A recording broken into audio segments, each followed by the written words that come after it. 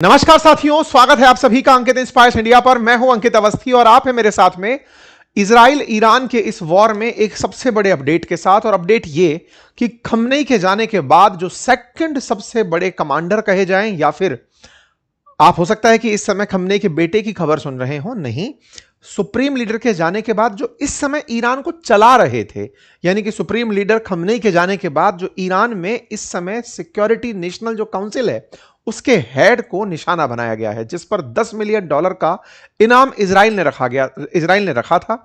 Iran ने इसकी पुष्टि कर दी है। ये हैं लिरजानी, जिनके मौत की खबर निकल कर आई है। आप इनके महत्व को इस तरह से समझ सकते हैं कि सुप्रीम लीडर के बाद एक तरफ रईसी जो कि राष्ट्रपति बैठे हैं, तो दूसरी तरफ लारिजानी बैठे हुए हैं। अब तस्वीरों में इनकी समानता देख सकते हैं और यह समझ सकते हैं कि राष्ट्रपति के तुल्य इनकी वैल्यू इनके कैडर सिस्टम में थी। सुप्रीम लीडर के बिल्कुल करीबी माने जाते थे। राइसी एक हेलीकॉप्टर दुर्घटना में मृत हुए और ये इजराइल के द्वारा मार दिए गए हैं। हाल ही में लारिजानी जनता के बीच में कुद्स दिवस के दिन सड़कों पर देखे गए थे। ये जिस जगह मारे गए वहां पर अपार्टमेंट में अपने बेटे के साथ थे। इजरायली निशाने में इनकी मौत की पुष्टि की गई है। लारिजानी को इजराइल ने टारगेट किया है सिक्योरिटी चीफ मानते हुए कि खमनेई के जाने के बाद ईरान को पूरी तरह जो गाइडेंस दे रहे थे वो यही थे। इनके बारे में कहा यह जाता है कि ये ईरान में जो प्रोटेस्ट हुए थे कुछ दिनों पहले खमनेई के खिलाफ, जिन प्रोटेस्ट को दबाने के लिए ईरान में काफी ज्यादा एक्शन लिए गए थे और यह भी कहा गया था कि लगभग 30,000 से ज्यादा प्रोटेस्टर्स को मार दिया गया था।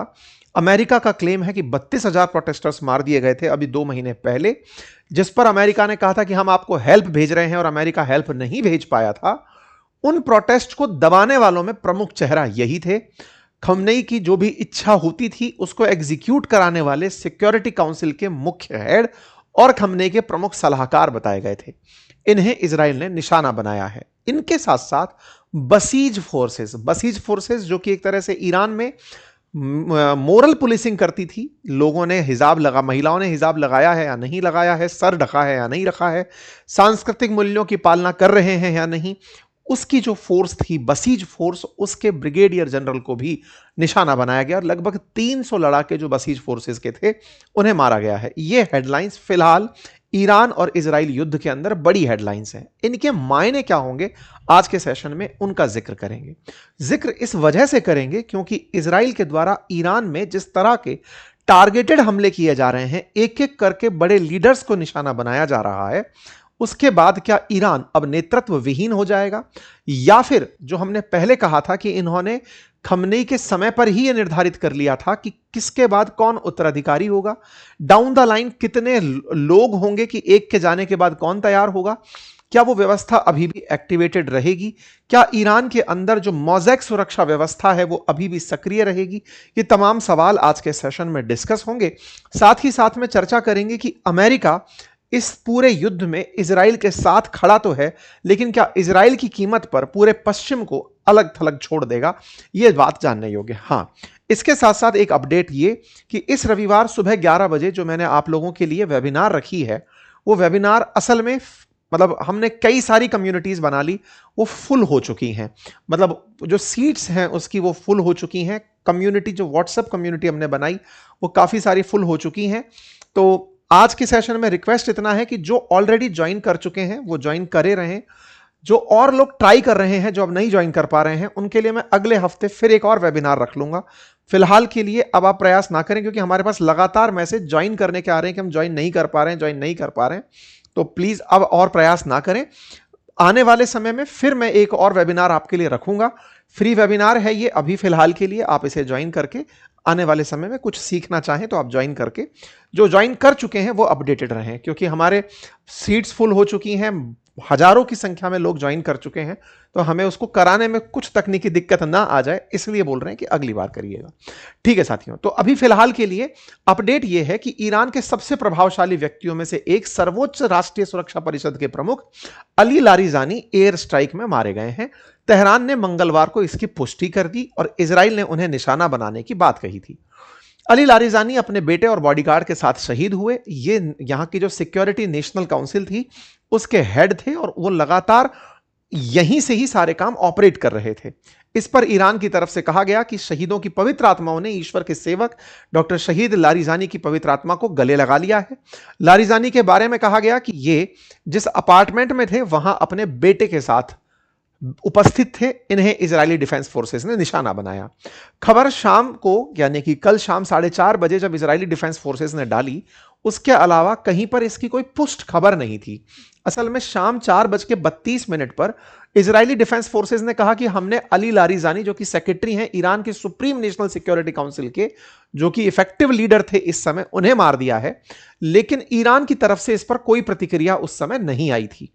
और उसके पीछे का एक बड़ा कारण था कि अली लारिजानी के ट्विटर हैंडल से 3:10 पर यानी मरने से मात्र सवा घंटे पहले ही एक अपडेट डाला गया था। और उस अपडेट में यह कहा गया था कि जो भारत के पास में जो जहाज डूबा था ना, अमेरिका की स्ट्राइक के अंदर ईरानी जहाज जो डूबा था, जिसमें ईरान के कई सैनिक, 9 सैनिक मारे गए थे, उनके लिए आपने श्रद्धांजलि दी थी। उनके मेमोरी में कुछ करने की बात, बदला लेने की बात, इस तरह की बातें इन्होंने अपने ट्वीट में लिखी थी। यह घटना बीते घंटा भर ही हुआ था कि इजरायली डिफेंस फोर्सेस ने यह अपडेट दे दिया। यह अपडेट दिया हमने भी 1 घंटे के भीतर भीतर, हमारा जो ट्विटर हैंडल है अंकित कुमार अवस्थी के नाम से आप सर्च कर सकते हैं, @KA_अंकित इसका वो है, वहां पर हमने भी इसे आपके साथ साझा किया था। लेकिन जैसे ही हमने ये साझा किया तो हमने ये कहा था कि इजरायली डिफेंस फोर्सेस ये कह रही हैं और ईरान ने अभी तक कोई प्रतिक्रिया नहीं दी है। हालांकि इसके कमेंट बॉक्स में बहुत से लोगों ने उस समय रोष व्यक्त किया कि कोई खबर फेक है, ये खबर आपने जब डाल दी है।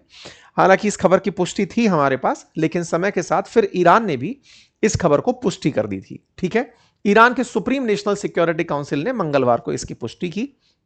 उन्होंने कंफर्म किया कि हां, हमारे लीडर मारे जा चुके हैं।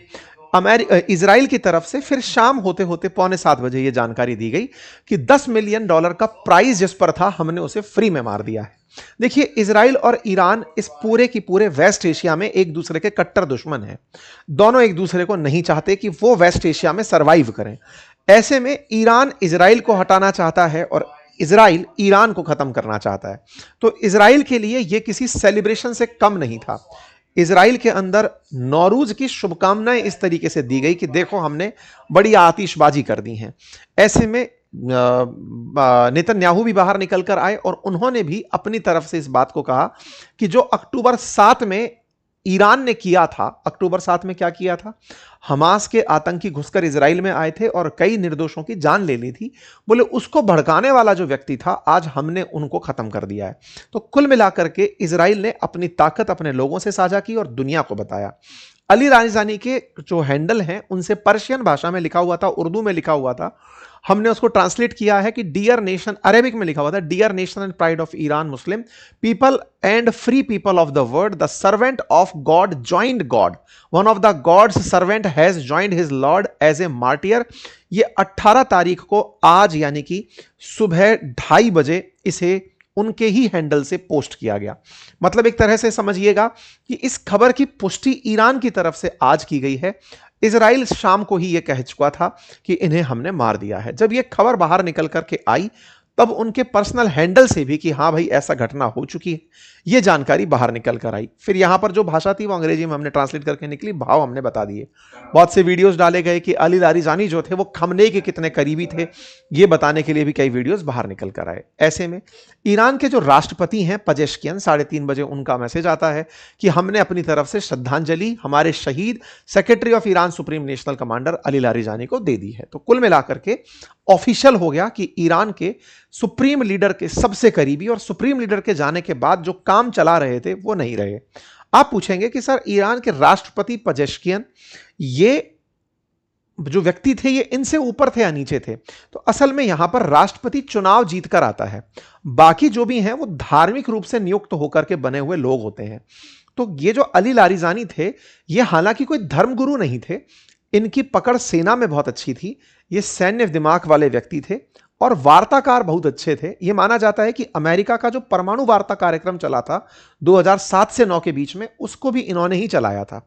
और यह भी कहा गया कि अभी इन दिनों जब से ईरान इजराइल युद्ध शुरू हुआ है, उस समय वार्ता के अवसर तलाशने में जो व्यक्ति सबसे अग्रणी भूमिका निभा सकते थे वो अली लारिजानी थे, जिनकी फैसलों को ईरान मानने के लिए तैयार होता। हाँ, अब राष्ट्रपति की बात करें तो राष्ट्रपति से ऊंचे कद के वो व्यक्ति थे, यानी कि उनका पद राष्ट्रपति से ऊपर था। धार्मिक काउंसिल के अंदर जिनको नियुक्त किया जाता है, जिन्हें इलेक्ट नहीं किया जाता, उनमें थे। तो खमनेई के करीबी और एग्जीक्यूशन के लिए उन्होंने राष्ट्रपति रखे हुए थे। राष्ट्रपति ने अपनी तरफ से इस बात को बता दिया। जहां तक बात हो इनके इतिहास की, तो ये 2020 तक 12 साल तक ईरान की संसद के अंदर स्पीकर रहे थे। मध्य मार्गी कंजर्वेटिव इन्हें कहा जाता था, कि मिडिल में चलने वाले व्यक्ति थे, यानी कि बातचीत के लिए वार्ताकार के रूप में ये काफी सक्रिय व्यक्ति माने जाते थे। हालांकि खमनेई के चले जाने के बाद इन्होंने ही इस पूरे ईरान के रिटेलिएशन को लीड किया था और इन्होंने ईरान के गुस्से को पब्लिक में जाहिर किया था। इनके बारे में कहा जाता है कि ये मतलब ईरान के अंदर राजनीतिक रूप से इतने सक्रिय नहीं थे जितने एग्जीक्यूशन में सक्रिय थे। यानी कि ये वो व्यक्ति थे, जब खमनेई कोई काम एग्जीक्यूट कराना चाहते थे तो वो अंतरराष्ट्रीय स्तर हो या राष्ट्रीय स्तर हो, इनके माध्यम से कराया करते थे। इनकी तस्वीरें आप कतर के किंग के साथ देखकर यह अंदाजा लगा सकते हैं कि ये किस स्ट्रेचर के आदमी थे। यानी कि राष्ट्रपति से सामान्यतया राष्ट्रपति और प्रधानमंत्री से ही मुलाकात की जाती है, राष्ट्राध्यक्षों की, और या फिर उन लोगों की जिन्हें राष्ट्राध्यक्ष ने भेजा है रिप्रेजेंटेटिव बनाकर। जैसे पुतिन से हमारे मिलने, राष्ट्रपति पुतिन से मिलने के लिए हमारे देश से विदेश मंत्री जाते हैं, मुलाकातें होती हैं, लेकिन इस तरह का कि रिप्रेजेंटेटिव बनकर गए हैं। तो इससे अंदाजा लगा सकते हैं कि ये रिप्रेजेंटेटिव बनकर के, ईरान के प्रतिनिधि बनकर के बातचीत करने दुनिया के देशों में जाया करते थे। और अभी कुछ दिनों पूर्व जब से खमनेई की मौत हुई है, उसके बाद ईरान के अंदर जो माहौल है उसमें बहुत से लोग जो सड़कों पर उतरना चाहते हैं, उनमें कोई बड़े लीडर्स नहीं आ रहे थे। तो ऐसे में 12 तारीख को ही इन्होंने कुद्स फोर्सेस जो इनकी होती हैं, आईआरजीसी की एकदम एलिट फोर्सेस जो मतलब ईरान के पर्पस को सॉल्व करने के लिए बनाई गई हैं, उसके डे के अवसर पर ये सड़कों पर दिखाई दिए थे। ये वो तस्वीरें हैं उस समय की, 12 जनवरी के दिन भी सड़कों पर ये आप दिखाई दिए थे। ये तस्वीरें आप देख सकते हैं किस तरह से आप यहां थे। और उसके बाद में ये बहुत से जगह टीवी इंटरव्यूज में देखे गए थे, जब इन्होंने कहा कि मादुरो की तरह अमेरिका सोचता है कि खमनेई के चले जाने के बाद ईरान बदल जाएगा। ऐसा नहीं है, अमेरिका स्टेट ऑफ हॉर्मुज में फंस चुका है। ये इनके तत्कालीन बयान है, मतलब कि आज के युद्ध के दौर में ये क्या सोचते थे उसको आप समझ सकते हैं कि ये टीवी इंटरव्यूज के माध्यम से अमेरिका को ईरान का स्टैंड बता रहे थे। बार बार एक ही बात कि खमनेई को मारकर आपने अच्छा नहीं किया और ईरान रिटेलिएट करेगा। यही कारण है कि आजकल अमेरिका में ट्रंप का मुखपत्र बन चुका समाचार पत्र, जिसका नाम है फॉक्स न्यूज, उसने लिखा था कि protest massacre architect Ali Larijani emerged as the top contender to replace Khamenei. जब खमनेई के मारे जाने की खबर 28 फरवरी को आई तो कौन उनका पद संभालेगा, तो फॉक्स न्यूज जो अमेरिका में इस समय मतलब ट्रंप किसको अगर फोन करके भी सूचना देते हैं तो वो सबसे पहले हैं। तो ऐसे में उनके बारे में उस न्यूज चैनल ने यह कहा था कि प्रोटेस्ट के अंदर अली लारिजानी जो है ना, वो लीडर बन करके निकलेंगे। तो ये एक तरह से समझ लीजिए कि ट्रंप ईरान में जिसके साथ बात कर सकते थे खमनेई के अलावा, तो लारिजानी थे। तो इसका महत्व समझ जाइए। यह लारिजानी के तमाम ट्वीट्स हैं जब उन्होंने खमनेई के जाने पर किए थे, और उनके बाद में उनका जो स्टैंड रहा वो अंतर्राष्ट्रीय स्तर पर रखते रहे। कुद्स दिवस के अवसर पर 13 मार्च को आप सड़कों पर दिखे थे, लोगों को यह बताते हुए कि देखो किसी भी प्रकार की कोई चिंता नहीं है, हम सड़कों पर सुरक्षित हैं और हम अपनी तरफ से चले आ रहे हैं। कुल मिलाकर ईरान की लीडरशिप में अब खमनेई के बाद जो टॉप लीडर्स में अली लारिजानी थे वो जा चुके हैं, शमखानी जा चुके हैं, और भी जो टॉप लीडर्स कमांडर हैं वो जा चुके हैं। अब जो बचे हैं लेवल पर वो राष्ट्रपति मसूद पेजेश्कियन हैं, जिनके ऊपर अब अगर निशाना होता है तो शायद दुनिया भर के बहुत से देशों की प्रतिक्रिया आए, क्योंकि ये इलेक्टेड लीडर हैं, ईरान के अंदर चुने हुए राष्ट्रपति हैं, और इन्हें निशाना बनाया जाना शायद उस दिन भारत की प्रतिक्रिया, जो लगातार पूछा जा रहा है कि भारत प्रतिक्रिया कब देगा, तो भारत की प्रतिक्रिया के बीच में एक जो एंगल डला है वो ये कि भारत राष्ट्राध्यक्षों से बात करता है, इलेक्टेड लीडर्स के साथ ईरान में इलेक्टेड सत्ता चल रही है तो हम उनके साथ बातचीत में। खैर जो भी है, कुल मिलाकर के इस समय के हालात बहुत ही भयानक चल रहे हैं। ऐसे में ईरान में ये कर क्या क्या रहे थे, तो अब मतलब अपने आप में बहुत सी चीजें थी कि जब ये जंग के माहौल में ईरान का स्टैंड संभाल रहे थे, और जो घरेलू असंतोष था, जो महंगाई थी ईरानियंस के बीच में, जो संघर्ष का कारण बन रही थी, रिवॉल्ट का कारण बन रही थी, उसको ये हैंडल किए हुए थे, और न्यूक्लियर प्रोग्राम में ये वार्ताकार बने हुए थे। तो ऐसे में अब वो सारी चीजें बीच में अटक जाएंगी। अगर वो अटकेंगी तो फिर कौन लीडरशिप हो सकती है, तो मुज्तबा खमनेई का नाम भी निकल कर आ रहा है, जो खमनेई के बेटे हैं, दूसरे मसूद पजेश्कियन जो राष्ट्रपति हैं उनका नाम, अहमद वाहिनी जो रिवोल्यूशनरी गार्ड के सीनियर नेता हैं, मोहम्मद बागिर गालिफाग या फिर इस्माइल कानी। ईरान के अंदर पहले ही डाउन द लाइन 4 लोगों के नाम तैयार रहते हैं। जब भी कोई लीडरशिप का संकट होता है तो पहले से लिखित है कि ये 4 लोग इनके पीछे भी नाम ले सकते हैं। ट्रंप से जब ये पूछा गया कि साहब मतलब ऐसा हुआ है, आप इस पर क्या प्रतिक्रिया देंगे, तो उन्होंने कहा कि वो काफी सारे प्रोटेस्टर्स को मारने का जिम्मेदार था तो उसको मार दिया गया। मतलब कि ये न्याय अमेरिका में बैठकर कर दिए कि साहब इन्होंने प्रोटेस्टर्स मारे थे, हमने इनको मार दिया। इजराइल ने इसको बढ़िया तरीके से सेलिब्रेट किया। इसके बाद में इजराइल ने एक और लीडर जो कमांडर ऑफ बासिज फोर्सेस थे उन्हें भी मारा। कल उनकी खबर निकल कर आई कि इजरायली डिफेंस फोर्सेस का जो टारगेटेड अटैक था उसमें गुलाम रेजा सुलेमानी को मारा गया है और यह बासिज यूनिट को 6 साल से हेड कर रहा था। बसीज फोर्सेस जो अभी महसा अमीनी मामला हुआ था जिसमें महिलाओं ने अपने सिर पर जब हिजाब नहीं लगाया था तो मोरल पुलिसिंग कराई गई थी। तो जो महिलाएं इस तरह का विरोध कर रही थी या सरकार को चुनौती दे रही थी उन पर निगरानी रखने के लिए कल्चरली एकदम मोटिवेटेड एक सैन्य बल अर्धसैनिक बलों की तरह तैयार किया गया था। बसीज फोर्सेस था आईआरजीसी के अंडर में ही, लेकिन लंबे समय से उसका काम सांस्कृतिक प्रकार से हो गया था कि कल्चरल वैल्यूज कहीं ना कहीं ईरान के अंदर ना हिले, तो वो रेगुलेशन का काम करते थे। तो उसे भी इन लोगों ने मार गिराया। ये इन्होंने जानकारी अपनी तरफ से दी। ये थे वो गुलाम रेजा सुलेमानी और ये टॉप कमांडर थे बसीज फोर्सेस के, जो कि मोरल पुलिसिंग कराने का काम कर रही थी। अब ऐसे में 2 बड़े लीडर जो प्रोटेस्टर्स को मरवाने वाले थे वो गए, लारीजानी गए, और जो बसीज फोर्सेस के हेड थे जिन्होंने महिलाओं के खिलाफ कभी इस तरह के एक्शन लिए थे कि महिलाओं को मरवाया था, महसा अमीनी ने पुलिस की कैद में जान निकल गई थी, वो जो लोग थे उनको इन्होंने अब निशाना बना दिया है। इसके बाद में इजराइल ने ईरान के लोगों को मोटिवेट किया और कहा कि देखो हमने आपके जो भी विरोध में थे उन लोगों को खत्म किया है, अब आप लोग निकल कर तो आओ, मतलब आप लोग भी तो विरोध करना वहां की लोकल सरकार का शुरू करो ताकि हम लोग भी उसको सपोर्ट कर पाएं। तो ये बसीज फोर्सेस काफी बार पहले भी सुर्खियों में रही हैं, पहले वेलवेट रेवोल्यूशन को दबाने के अंदर, या फिर ऐसे ही काफी सारी मोटरसाइकिल्स पर निकलकर विरोधियों को धमकाने के लिए, सड़कों पर निकल करके मिलिशिया ट्रेन करते हुए, प्रो गवर्नमेंट ट्रीटमेंट देते हुए, ये काफी पहले भी बसीज फोर्सेस सुर्खियों में रही हैं। और ये भी जो सुलेमानी था, गुलाम रेजा सुलेमानी, अमेरिका ने इसे भी डेजिग्नेटेड आतंकी डिक्लेयर किया हुआ था कि भैया ये भी हमें चाहिए, तो इनको इन्होंने मार दिया है। कुल मिलाकर के इस पूरे हमले में, लगातार इजरायली और अमेरिका हमले में, ईरान के टॉप लीडर्स, टॉप एसेट्स, उन्हें टारगेटेड तरीके से निशाना बना के एक एक करके खत्म किया जा रहा है, जिसके अपडेट लगातार बने आ रहे हैं। जहां तक बात हो इजराइल की, तो इजराइल बकायदा फुटेज जारी करके दिखाता है कि देखो हमने कहां पर किस तरीके से मारा। इन्होंने बकायदा फुटेज बताई कि इस तरह से यह हमला हुआ। उन्होंने अपनी उपलब्धियों में न केवल इतना बल्कि लेबनान, बैरूत, बेका, कहां कहां हम मार रहे हैं, इजराइल ने वो सारे के सारे अपडेट दिए। नेतन्याहू बकायदा जो अमेरिका के एम्बेसडर हैं यहां पर, माइक हुकाबी, उनके साथ वॉक करते हुए खुद के जीवित होने का प्रमाण देते दिखाई दिए, हैंडशेक करते हुए दिखाई दिए, तस्वीरें दिखाते हुए दिखाई दिए कि देखो हम क्या कर रहे हैं। ये लगातार नेतन्याहू के ऊपर आया हुआ प्रेशर है जिसके चलते उन्हें यह बताना पड़ रहा है कि मैं जिंदा हूं। असल में सोशल मीडिया में कहीं ये एक वायरल खबर फैल गई है कि नेतन्याहू मर गए हैं और अब एआई से उनकी तस्वीरें प्रकट करके उनको जिंदा रखा गया है।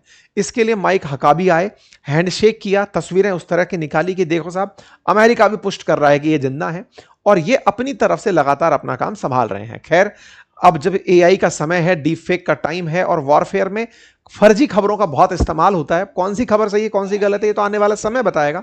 लेकिन हाँ, ईरान ने जिस बात को स्वीकार कर लिया कि हमारा लीडर मर गया, तो ये एक सच्ची खबर मानी जाएगी। ठीक है, कुल मिलाकर के ये सारे अटैक्स के अपडेट्स हैं जो मैंने आप लोगों को दे दिए। इजराइल अभी भी अपने काम पर लगा हुआ है, 2 टॉप लीडर्स अभी चले गए हैं। इसके बाद में इजराइल के खिलाफ ईरान ने अपनी मिसाइलें छोड़ना शुरू किया। ये 61वीं वेव है, यानी 61वीं बार ईरान ने अपनी तरफ से इजराइल पर मिसाइलों का अटैक किया। उसकी तस्वीरें निकल कर आई, इजराइल में हुए नुकसान की तस्वीरें निकल कर आई, इजराइल तक मिसाइलें पहुंची, इसके अपडेट बाहर निकल कर आए।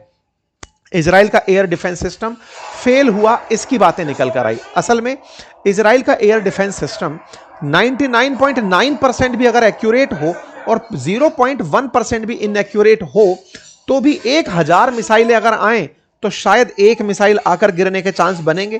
मतलब ये वैसी स्थिति थी कि ईरान ने इजराइल पर बम्बार्डमेंट ऑफ मिसाइल किया और उसकी वजह से इजराइल के अंदर निशान बने, नुकसान के एविडेंस आए, दिखाई दिए कि कितना नुकसान हुआ। इस प्रकार से बौछार की गई मिसाइलों की, एयर डिफेंस सिस्टम लगातार सक्रिय होकर के इन मिसाइलों को न्यूट्रलाइज करने का प्रयास कर रहा था, लेकिन वो न्यूट्रलाइज नहीं कर पाया। कई जगह पर इसकी वजह से वहां पर नुकसान की खबर निकल कर आई।